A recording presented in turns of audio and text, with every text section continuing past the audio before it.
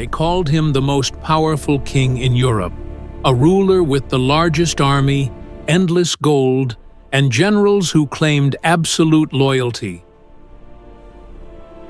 But one night, because of a single mistake, he lost his throne, his kingdom, and his life. This is the true story of Charles the Bold.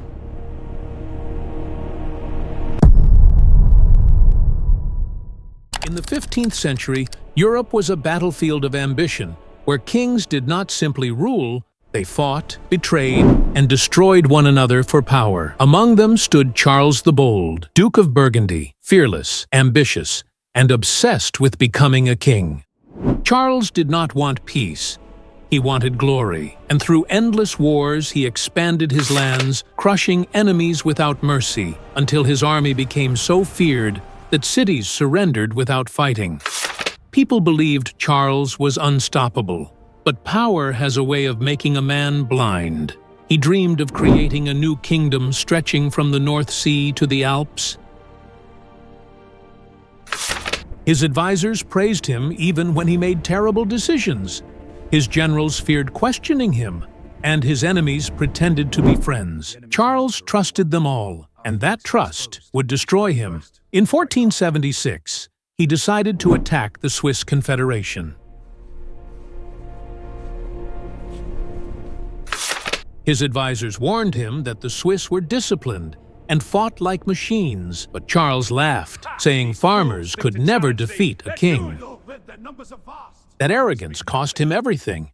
At the Battle of Grandson, he was so confident of victory that he left his treasure, weapons, and supplies unguarded. The Swiss attacked with speed and precision. Charles's army panicked, and what followed was not a battle, but a complete collapse. Charles fled the battlefield, leaving behind his gold, his artillery, and his reputation, shocking all of Europe. Yet he still did not learn. Months later, winter arrived, and instead of retreating, Charles made a fatal decision. He attacked Nancy in freezing cold with exhausted soldiers. His generals begged him to wait. No, we press on. Sire, another charge will destroy us. But Charles refused, declaring that a king does not retreat.